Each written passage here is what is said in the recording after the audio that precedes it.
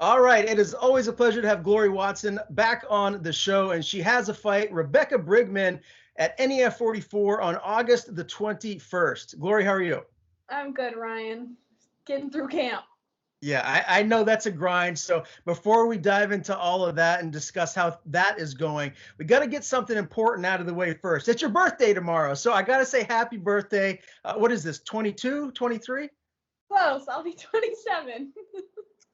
You were saying earlier today, and we're joking because obviously we talked about this a little bit earlier today, but someone at I don't know if it was a class or where it was. It was a kid's class, and this kid is probably 9 years old, and he's learning something new. And I go over to help, and he's like, are you from the teens class? Like, no, I'm one of our professional fighters. He's like, oh, well, you look like you're from the teens class. Thank you. It is. I mean, I guess it's a good problem to have.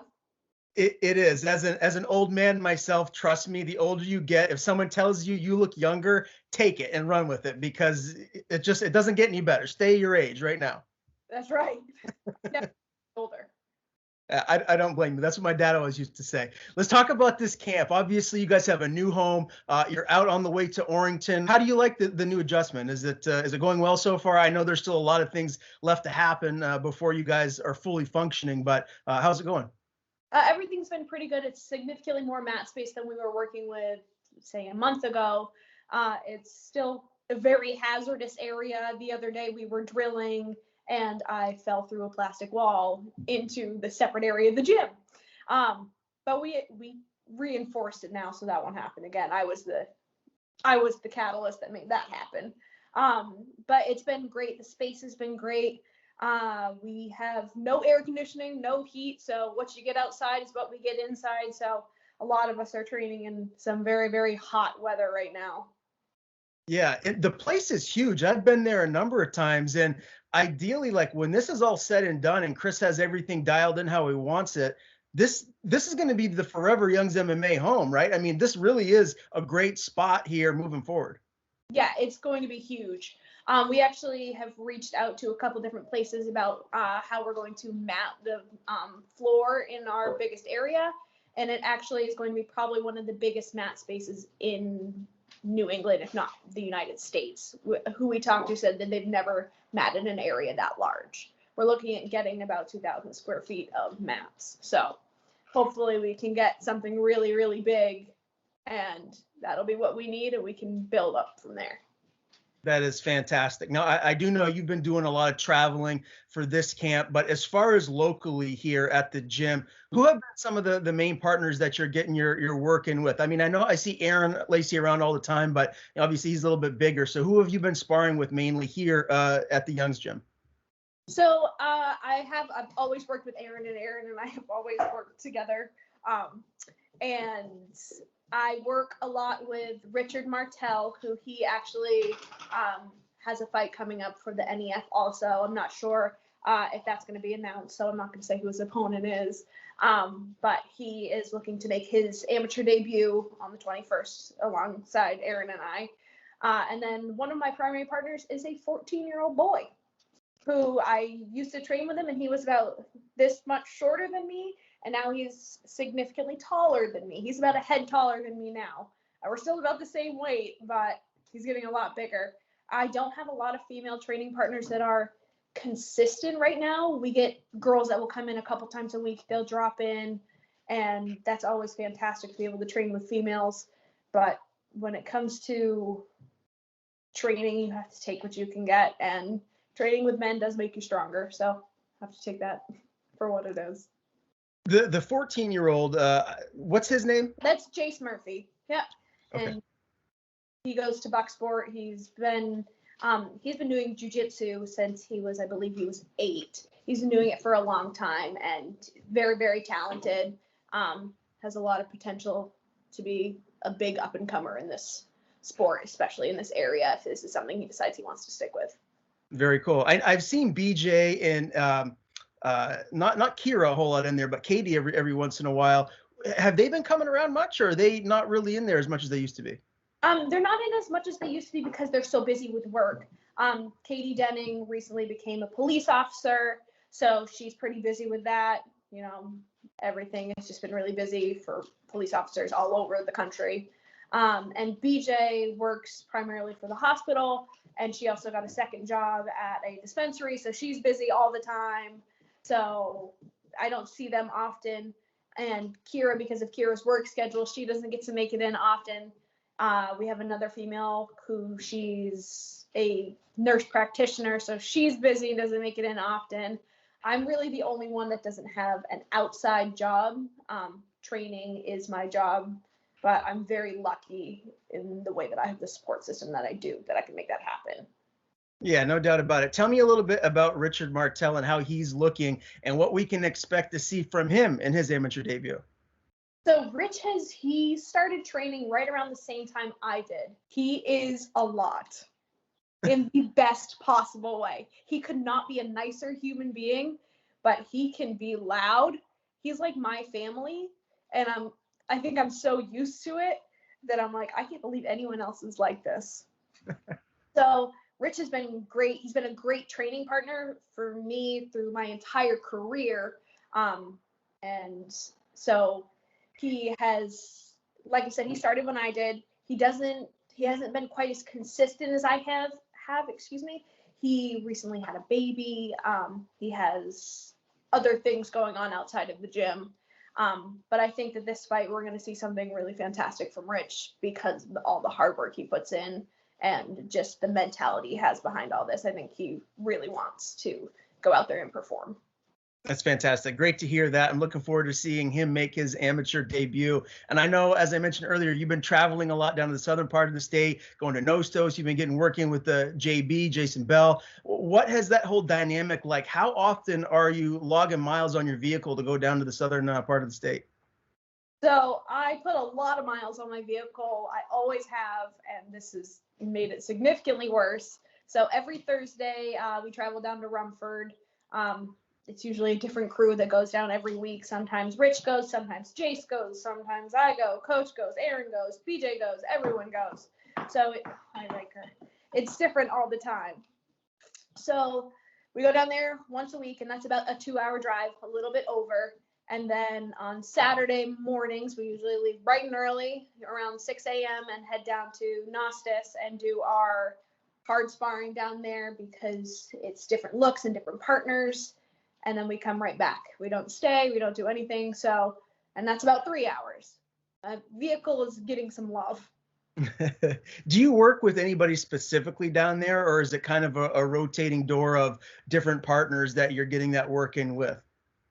When we go down to Rumford and train with JB, I primarily train with JB and Ryan Burgess, who Ryan, as you know, fought for the NEF a few years ago. So he's been a really huge training partner, and he was a huge training partner in my last camp also. Him and JB have been fantastic. And then when we go down to Nostos, there's a few females that I have trained with pretty consistently kickboxing, like our hard sparring, and that's Carolyn Powell and then Sarah Lee. I don't even know her last name. I should know that. I mean, we punch each other in the face. That's something friends should know. But I've trained a lot with her, and I move around and train with some of the guys. I've done a few rounds with Nate Grimmard. So making friends, punching people in the face everywhere. There you go. Well, I'm sure you got a lot of friends that you play punchy face with. I did want to ask you, about JB. We've talked about him in the past, and obviously he's known for his jiu-jitsu, and he raves about you, Glory. He always talks about how phenomenal you are and how huge your upside is. Specifically working with him, like, what are you getting out of this camp to make you even better once you climb back into the cage? So working with JB, the big difference is JB doesn't mind getting punched in the face. He's like, I know why I'm here. If you want to punch me hard, punch me hard. And he does his jiu-jitsu is really solid. His striking is really solid. And going down there, I'm working my wrestling and he's getting to work his. So we're building that skill together. But where he is further ahead of me in jiu-jitsu, it's changes the dynamic a little bit. I can't straight wrestle with JB because I'm going to get caught. So he has been absolutely phenomenal. You got a lot going on. Anytime I see you when I'm in there in the gym, you're doing a lot of personal training with a variety of clients. And, just as a fly on the wall watching you, you do such a great job at it. You have such good empathy. You're patient with your clients that are in there. How important is that to you to have that in your life? And, is that something that you can see yourself doing full time whenever it is that you decide to walk away from fighting? No, first, thank you. I really appreciate that. I do try really hard working with my clients. I really do love it. And that is something that I definitely want to continue to do. I really do love coaching, um, working with new people and doing all those little things. I really, really enjoy it. And coaches like watched me teach my sessions, and he's like, "It's you just spit out the same things that I've said to you, so it's really weird to hear." So hopefully, eventually, I'll be able to help coach and continue to build the team. And that's the goal. Very good. And you also there's a personal, like a video vlog, I guess maybe that's the right word for it, that someone's doing for you. Tell me a little bit about that. Are they showing up as you're getting out of bed in the morning to go to camp here to train? Like, how has that dynamic been like? So yeah, we've been doing like a video series. Camden Quinn, who actually he used to train with us all the time, and now he's a busy working man, so he doesn't train quite as often. But he has been doing the videos for us.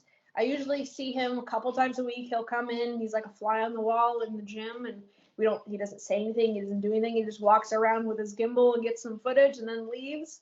And then once a week, we'll do a weekly interview, just kind of discuss what's happened in camp. Or the last one, it was with my mom and my sister. So we're just kind of trying to keep people interested in what's going on in this whirlwind that is my life. It seems to be getting some good feedback, right? What are you hearing from that? I've heard some really good things. I've heard really good things about the family one. Everyone really liked that. They thought it was really funny. My mother and my sister are hilarious, and the three of us together make it even better. So we've got really positive feedback, and we're just hoping that that continues to build, and it will help build popularity for the gym and for other fighters to maybe do that and get a little bit more documentation on how fight camp works for other fighters, because everyone has a different methodology behind what they do. For sure. Now, we're almost a month away from fight night, almost to the day, August 21st, 4 weeks ish away from now. This fight's going to be at strawweight 115. So what is your weight at right now? And is that pretty normal for you at this stage in camp? Yep. So this morning I woke up, checked my weight. I was 130.8. So I think at this point in my last camp, I was 130.6. So I'm right on track for making 115, and I'm actually significantly leaner than I was at this weight before. I worked really hard in the past few months with coach on my strength and conditioning. So we've kind of worked to restructure my body and my muscular systems to be more efficient for fighting. I was gonna say you actually look a little bit more ripped, like you put some muscle on. Is that accurate? Like your arms and up top, am I right? Yeah, everyone says that, but it's still really weird to me. Coach was actually asking me about it this morning, and I'm like, I haven't looked in the mirror. I have a very bad self-confidence issues. So if you don't look, you don't feel bad about yourself. I put the same clothes on every day, but I'm not worried about it. Well, you shouldn't have any self-confidence issues. I'll just leave it at that.